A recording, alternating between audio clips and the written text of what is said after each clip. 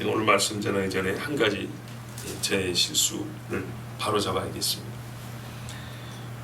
지난주에 11절을 마무리하면서 설교하는 중에 그 마지막인가 덕을 세우기를 너희가 하던 대로 계속하라 그랬습니다. 근데 여기서 이 전체적인 맥락이 종말에 관한 주님 오심에 관한 이야기였기 때문에 이 덕을 주님 오심에 관한 주제에 제가 좀 한정돼서 좀 좁혀서 그렇게 설교했었습니다.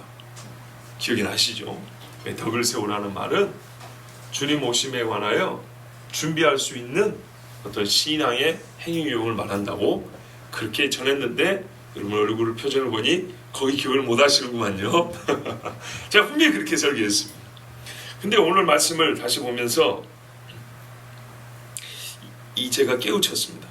그렇게 볼 게 아니다. 이거는 일반적인 덕을 세우라는 말씀 그대로 봐도 무방하고 그것이 더 옳다라고 생각했습니다. 왜냐하면 여러분 종말을 준비한다고 해서 따로 덕이 있을까요?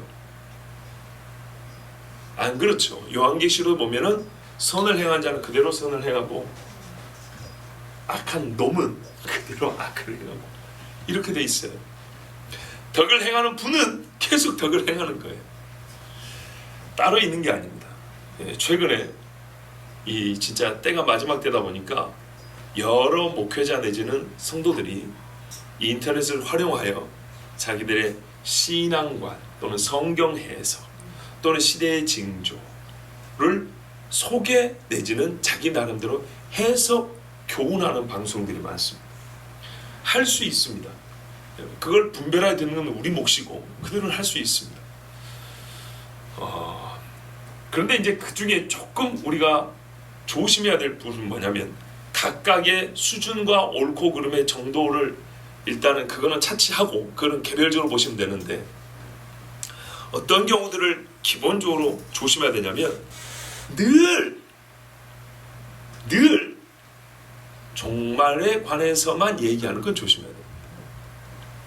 특히 목회자들의 설교 영상이 올라오는 경우가 많은데 그 교회 내지는 그 목사님의 설교를 들어보면 항상 영상 띄워놓고 무슨 자료 스크랩 해놓고 지금 세상에서 무슨 일이 일어나고 또 무슨 이거 소개하는데 시간 다 보내는 분들이 있어요.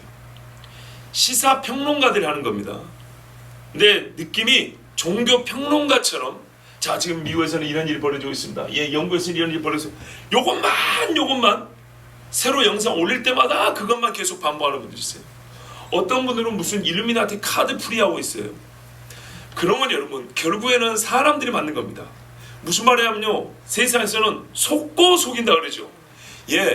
연거푸 속임이 가능해요. 무슨 우리가 드라마나 영화만 봐도 반전에 반전이 있잖아요. 사람들이 이렇게 하면 속을 거야? 눈치 빠르면 안 속겠지? 그러면 한 번 더 속게 또 꼬고 이런 식도 가능합니다. 마치 우리 편인 것 같이 하면서 마귀 편인 사람들도 있는 겁니다. 그런데 출처 자체가 마귀에게서 나온 그런 자료들을 가지고 성경을 대신하여 그런 거 풀이한 대로 마치 그 점쟁이들이 카드 풀이하는 것처럼 그것만 계속 하는 게 있어요. 근데 제가 그분 방송도 한 2, 3년 봤는데 지금까지 맞은 거 하나도 없었어요. 매번 어긋났어요. 근데 또 하고 그러더라고요. 그 교인들은 어디 안 가고 거기서 또 듣고 얼마나 열심히 하면 하는지 그런 건 조심해야 돼요. 그 중에 일부 정보가 맞을 수 있어요. 그렇게 말할 것 같으면 제가 세상 돌아가는 거 얘기한 것도 확률로 보면 상당히 많이 맞다고 볼 수 있어요. 여러분 그런 거 조심해야 됩니다. 어떤 거요? 주님 오실 때가 가까웠다고 말은 당연히 해야 되는데 그것만 전문으로 방송을 만든 게 아니고 목회자가 교회 목양을 하는데 맨날 그 설교만 하는 거예요. 예를 들면 맨날 요한계시록만 설교하고 맨날 마태복음 25장만 설교하는 거예요. 맨날 다니엘 9장, 10장, 11장, 12장만 설교하는 거예요. 그럼 될까요? 그러면요 빼짝 말라 죽어요. 항상 두려움만 떨게 돼 있고 항상 그 있죠. 그 긴장 속에 있는 거죠. 한 열흘 굶은 병사가 저하고 대치 중이에요. 눈만 시퍼렇게 살아있는 거죠. 그럴 수 있어요. 아니면 겁먹고 이렇게 움츠러들 수 있어요. 그렇지 않아요. 진짜로 준비를 하려면 성경 전체를 고루 먹어야 되고 성경 전체를 차근차근 강의하는 말씀을 들어야 균형 있게 그리 건강하게 신앙생활 하면서 그날을 소망 중에 기다릴 수 있는 거예요. 그렇지 않으면 무슨 사건 하나 터지면 뭐 이러고 사는 거예요. 그 소화불량 그래서 살지도 못해요. 그런 게 아니에요. 그런 것들이 일단 조심하길 바라요. 기본적인 우리의 신앙과는 주님이 다시 오실 때 가까웠다라는 의식은 갖고 살아가는데, 하나님의 말씀을 마치 오늘 나에게 어디 써먹을 말씀 없이 이리 찾는 것처럼 종말에 관한 것만 찾아가지고 이러면 말라 죽습니다. 아시겠죠? 그거밖에 몰라요. 그거밖에. 옛날에 율법주의자들이 율법밖에 모르는 것처럼, 모세밖에 모르는 것처럼 그거밖에 모른다고요. 옛날에 부흥사들이 복복부한 것밖에 모르고 어떤 사람은 은사밖에 모르는 것처럼 똑같은 거예요. 그거밖에 모르는 거예요. 그렇게 하면 안 되고, 시대를 분별하여 하나님이 우리에게 어디에다 초점을 두시는가를 알아야 돼요. 왜냐하면 또 주님 다시 올 때면 마음과 복음을 증가해야 되기 때문에, 그때 가까운 사람은 또 복음이 지금 확 증거되고 있잖아요. 이때는 당연히 이걸 감지하고 있어야 돼요. 그러나 복음도 복음답게 전하려면 어떻게 창세기를 모르고 복음을 전하겠어요? 예? 말세라고 해가지고 어떻게 요한계시록만 전해갖고 그 사람들이 교회 가서 이제 복음이 되겠어요? 복음서를 안 가르치고 말이죠. 그러면 안 되는 겁니다. 차근차근. 제가 이런 것을 갖고 있는데도 왜 11절 해석을 이렇게 했을까? 그래서 다시 깨닫고 고쳐드립니다. 마지막을 기다리고 주님 다시 오실 때를 알기 때문에 우리는 신앙인의 기본적인 덕이 있는 생활이 있어야 합니다. 기본적으로 신앙인은 도의를 지킬 줄 알아야 되고, 정조를 지킬 줄 알아야 되고, 기본적으로 그 언어에 정직함과 아름다움이 있어야 되고, 서로 간에 어떻게 해요? 온화함이 있어야 되고, 똑같은 어려움을 겪어도 인내함이 있어야 되고, 이것이 신앙인입니다. 이 신앙인은 베드로도 그랬잖아요. 하나님을 닮아가는 성품이라고 그랬어요. 내적 자질과 성품의 고양, 수준 있게 올라가는 거 있죠. 이런 성숙함이 당연히 있어야 됩니다. 이것이 성경에서는 한 가지 단어로 덕이라고 또 이렇게 표현이 되어 있습니다. 그러니까는요, 우리가 주님이 오실 때까지 피차 권면하고 서로 덕을 세우기를 당연한 거예요. 말하자면 예수 그리스도가 다시 오실 때를 믿는 우리는 어떻게 해요? 형제하고 나누기를 더 힘써야 돼요. 반드시 그래야 돼요. 주님 올 때가 가까웠는데 어떻게 해요? 자기 것만 끌어모으면 어떻게 될까요? 이 사람은 주님 올 때 못 올라갑니다. 그렇게 갖고는 절대 못 갑니다. 성경에는 어떤 사람을 판단해 잘 보세요. 부자가 천국 못 간다는 말은 안 했어요. 어렵다 그랬지. 왜 그런지 아십니까?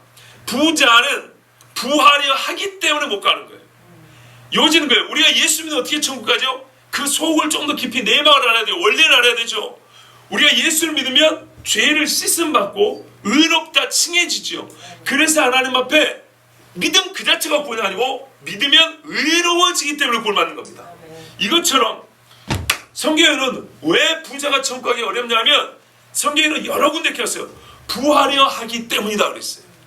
부하려 하는 마음은 하나님에게서 마음을 뺏어가고 세상에 어떻게 됩니까? 속한 마음을 갖게 돼요. 세상의 원리를 갖게 돼요. 세상의 돈 버는 방식, 돈을 유지하는 방식, 불리는 방식, 쓰는 방식, 돈을 통해서 하고 싶은 인생의 목표, 이게 세상과 똑같이 돼요. 그러기 때문에 천국을 못 가는 거예요. 이 전체가 그 사람의 인생 전체와 상관이 있어요. 어느 한 부분이 아니고 이 다섯 가지가 인생 전체에 영향을 미치고 인생 전체를 이 다섯 가지와 상관이 있게 살아요. 그렇기 때문에 못 가요. 그러므로 부자가 천국 가기 어렵다 주님이 그렇게 말씀하신 거예요. 그러니까요, 예수 믿어서 어떻게 해요?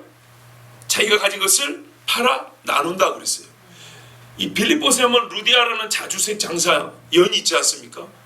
유대인 남자 10명이 안 되니까 강가에 모여서 자기들끼리 찬송했어요. 10명이 돼야 회당을 만들거든요. 그 정도로 유대인이 없었어요. 그런데 얼마나 열심히 있었는가 하니 하나님의 두루마리 성경도 없는데도 불구하고 자기들 읽으면서 기도하고 막 그랬어요. 근데 어떻게 했습니까? 루디아는 자주색 옷감 장사입니다. 그 지중해에서 나는 뿔고동 같은 데서 이 자주색 염료가 나오거든요. 빨간색 물감, 염색 원료. 이거는 최고급 옷에만 염색을 하는 거예요. 왕이나 귀족들만 입는 거예요. 그죠? 로마 황제만 머리에서부터 발끝까지 나는 귀 도포 있죠. 요런 거 염색하는 데 쓰는 거예요. 그러니까 이 여자는요, 엄청난 부자예요. 근데 이 여인이 어떻게 했죠? 자기 집을 내놨어요. 그리고 바울과 그 선교 여행을 거기서 공개를 했어요.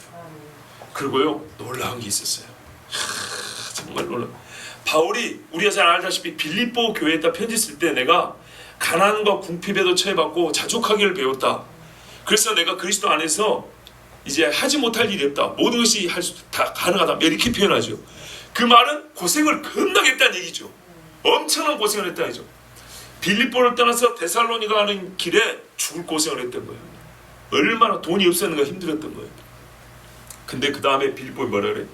내가 이쪽으로 그리스도로 선교를 할 때 도와준 교회는 너희밖에 없었다 그랬어요. 빌립보 교회밖에 없었다고. 예. 보세요. 예수 믿은 지 몇 달 되지도 않았지만은 이제 좀 시간에서 고작 1년밖에 안 된 사람들이 어떻게 하죠? 어떻게 자기의 물질을 쓸 줄 알아요. 그죠? 저는 지금 물질만 갖고 얘기하는데 이것만 얘기 아니에요. 성경에 보면은 노예들과 종들에 대해서도 말하고 있어요. 사실 이 사람들은 사회 가장 하층민이기 때문에 쓰는 언어가 거칠고 남들을 생각하지 않아요. 길바닥에서 자는 신세가 뭘 남을 생각했어요. 아무렇게나 되는 대로, 그리고 다른 사람에 대해서 아주 거칠게 대하죠. 그럼 먹을 게 있으면 진짜 환장을 하죠. 그럴 수밖에 없어요. 그런데 이 사람들이 예수를 믿으니까 어떻게 돼요? 귀족들보다 더 인내심이 있고요, 귀족들보다 훨씬 더 명예로운 삶이 무엇인지 알고 그 길을 따라가는 거예요. 예수 그리스도 가르쳐 주신대요. 요게 바로 예수 믿는 자들의 덕스러움입니다. 근데 요게 있는 사람이라야, 그러니까 즉 생활 전반에 하나님의 말씀이 풍성하고 역사함이 나타나는 사람이라야 주님 오신다는 데에 대해서 걱정이 없죠. 여러분, 주님 오실 때 주님이 네가 주님 오신다는 걸 알았느냐 안 알았느냐 이것만 갖고 구원합니까? 아니죠. 성경 말씀 전체를 어떻게 지켰느냐를 보고 부르는 거죠. 그러니까 이게 아주 중요한 거였어요. 자, 다시 교정해서 말씀드립니다.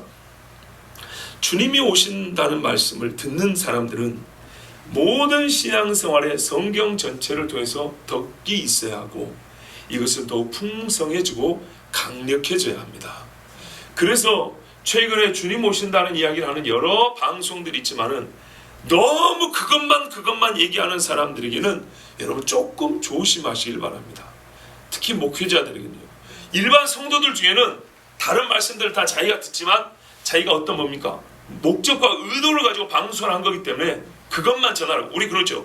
재난만 전하는 전문 방송 있고 스포츠만 말하는 스포츠 전문 방송 있죠.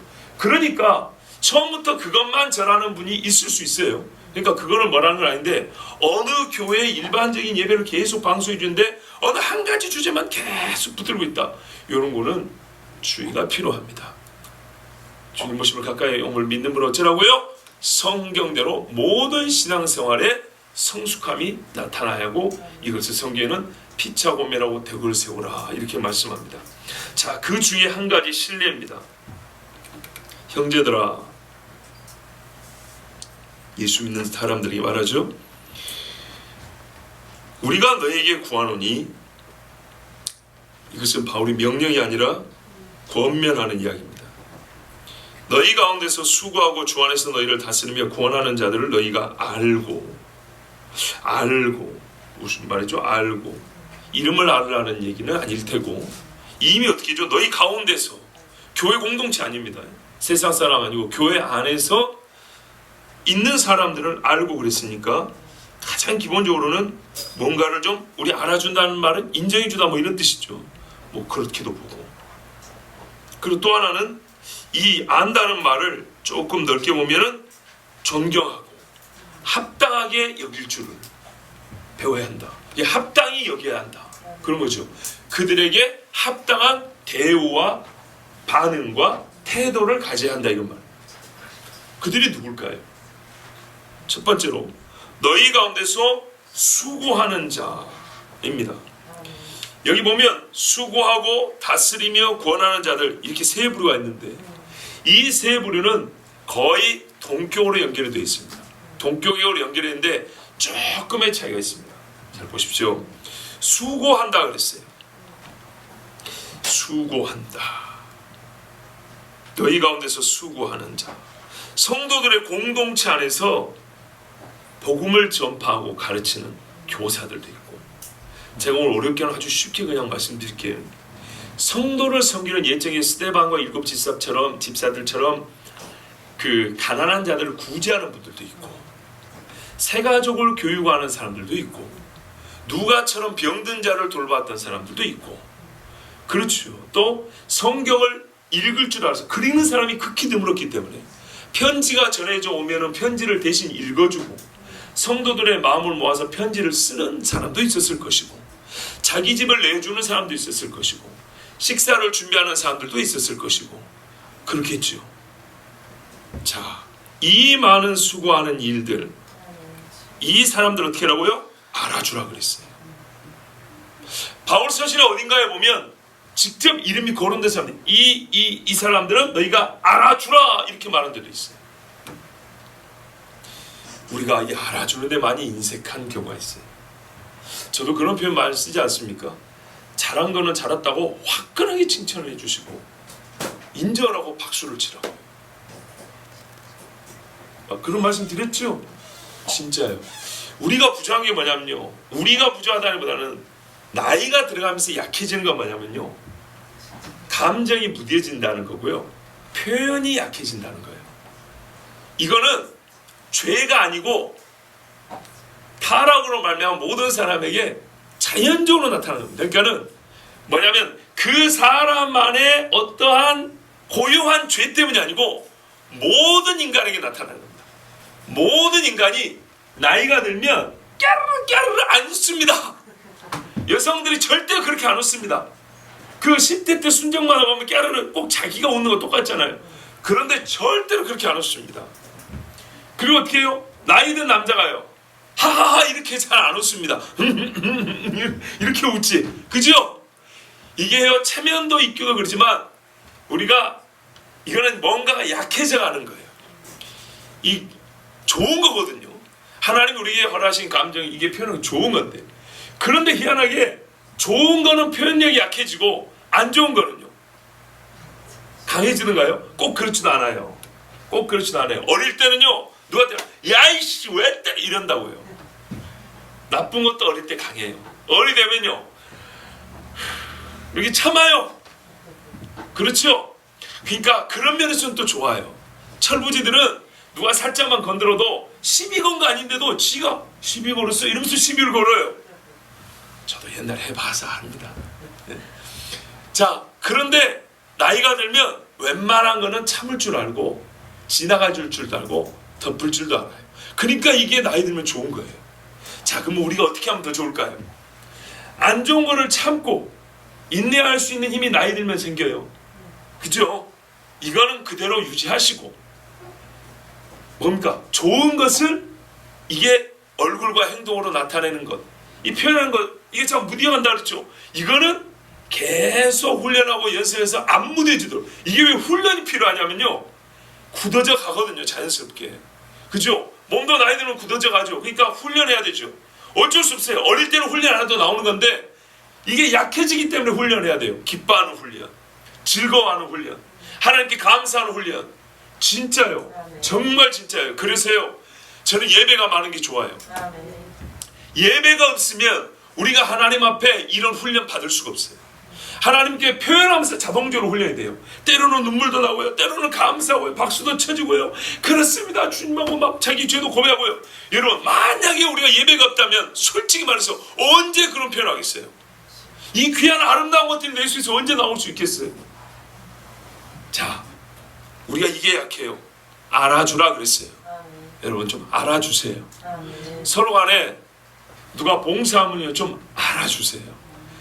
어린 자녀들 데리고 오면은 알아주시고, 좀 젖먹이 신자들 이렇게 섬겨주고 그러면 좀 알아주시고, 예, 이 주여 뭐 일일이 참 말하면 오히려 더 좀 위험할 것 같습니다. 왜냐하면 일일이 말할 때는 하나라도 빠지면 섭섭하죠. 그래서 뭉뚱그려 말할 수밖에 없어요. 내가 그 일일이 다 기억 못 하거든요. 어디까지 이거를 알아주라고 지금 예를 들어야 되지 그걸 못 하니까 여러분 뭉뚱그려 말씀드립니다. 교회 안에서 일어난 선한 일을 행한 자들에게는 여러분 알아주는 게 필요해요. 어떤 못된 사람은요, 내가 알아주면 안 돼, 저 사람 하나님 앞에 가서 복 받아야 돼, 상 받아, 그러지 마세요. 그 하나님이 다 줍니다. 어쩔 때 상을 뺏기냐면 자기 입으로 나팔 불 때예요. 자기 입으로 나팔 불 때 받을 상이 없어지는 거지, 옆에서 그래주는 거는 잘하는 거예요. 아, 이 소신서들 편지를 보세요. 어떻게 말합니까? 그죠? 누가 누구에게 나에게 뭘 해줬다, 누가 널 어떻게 해줬다 그러잖아요. 성경 말만 남이 칭찬하게 하라 이렇게 하라 했어요. 그러니까 이거는 우리가 남일 경우에는 적극적으로 해야 되는 거예요. 당사자일 때는 가만히 있고, 내가 남일 때는 저 사람이 이런 일을 했다고, 이런 귀한 사역을 해서 누가 도움을 받았다고 이렇게 얘기해 준 것은 훨씬 더 용기를 주고 우리의 마음에 사랑이 더 크게 해주는 겁니다. 자, 두 번째는요, 너희를 다스리며 구원하는 자들입니다. 묶어서 보면 되겠습니다. 이 사람들은 권위가 있는 자들입니다. 예, 권위 있는 자들 말합니다. 앞에 섬기는 자들 뭐 특별 대우를 하자는 게 아니라 직분에 따라서 위아래로 나가는 게 아니라 일단 옆으로 한번 나눠보자고요. 옆으로 이렇게 나눌 때 다스리며 권하는 자들이 있어요. 근데 이분들은 솔직히 하나님께서 조금 더 권위를 줘서 약간 위에 있어요. 신분에 있어 위에 있다는 게 아니라 직무에 있어서, 하나님 주신 사역에 있어서 약간 위에 있어요. 어떤 말이냐, 위에 있어야 권위를 행사하기 때문이에요. 우리 교회를요, 어떤 이상한 사람들은 이 공산주의적 공동체로 보는 분들이 있어요. 완전 평등으로 보는 분들이 있어요. 그렇지 않습니다. 가정은 완전 평등하지 않습니다. 반드시 명하는 아버지가 있어야 되고 가르치는 엄마가 있어야 됩니다. 아들이 아버지를 회초를 때리는 것이 아니고 아버지가 아들을 회초를 때려야 하는 겁니다. 교회도 마찬가지입니다. 서로를 귀히 여기고 형제라고 부르고 자매라고 어깨동무를 하지만, 밥 먹을 때 위아래 없이 똑같이 하지만, 하나님께서는 반드시 권위 있는 자를 세우셨습니다. 이거는 꼭 기억해야 된다. 혹은 누군가가 이런 모습을 보고 교회는 평등하지 않다 하면은 나는 그냥 그 욕을 받겠어요.